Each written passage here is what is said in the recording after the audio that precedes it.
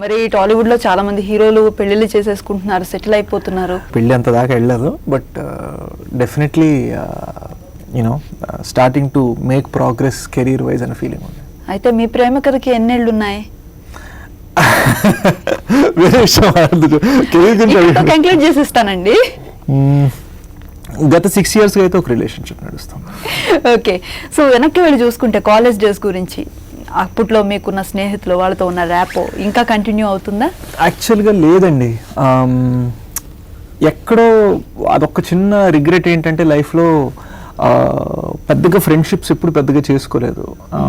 నాకు high school అప్పటి నుంచి కూడా, అంటే 8th 9th అప్పటి నుంచి కూడా షార్ట్ ఫిల్మ్ చేయాలి, ఈ ఫిల్మ్ చేయాలి.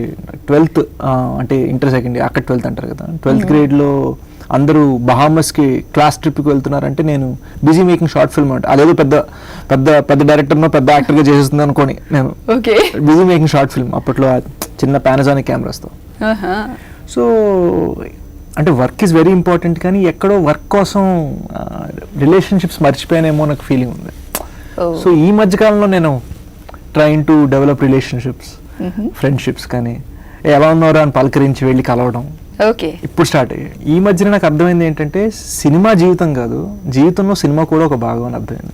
బేసిక్గా స్టోరీస్ రాయడానికి మీరు చాలా ఎక్కువ టైం తీసుకుంటారని విన్నాం. అంటే ఒక్కో కథకి లాంగ్ టైమ్, 1 year అని 1.5 year అని అలా స్టోరీస్ మీద ఎక్కువ రోజులు. అంటే నేనంత టైం తీసుకుంటున్నానని ఫీలింగ్ లేదండి, కాలం త్వరగా పరిగెడుతుందని ఫీలింగ్ ఉంది. మరి మీతో పాటు చేస్తున్న వాళ్ళందరూ పరిగెట్టేస్తున్నారు కదా, మరి కాంపిటీషన్ ఫీల్ అవ్వరా మీరు?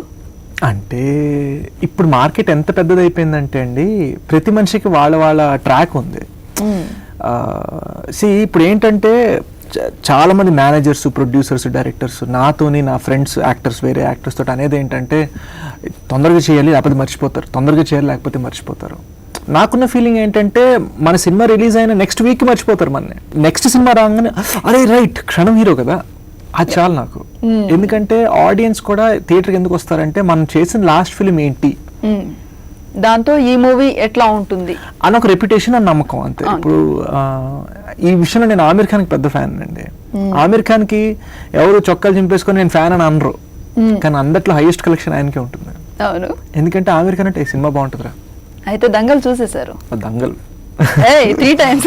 ఓకే, మీకు కూడా ఉంది అలవాటు నచ్చిన సినిమాని 1-2 సార్లు చూడటం. దంగల్ లాంటి సినిమా చూడక తప్పదండి. ఇట్లాంటి ప్రయోగాత్మక చిత్రాలు చేసే అవకాశం వస్తే మీరు కూడా స్టెప్ తీసుకుంటారా? అదే ప్రయత్నం అండి, లేకపోతే క్షణం ఎందుకు చేస్తాం. సాక్షి టీవీ ప్రసారాలను నిలిపివేయడం చట్టరీత్యా నేరం. సాక్షి టీవీ ప్రసారాల కోసం మీ స్థానిక కేబుల్ ఆపరేటర్ని వెంటనే సంప్రదించండి.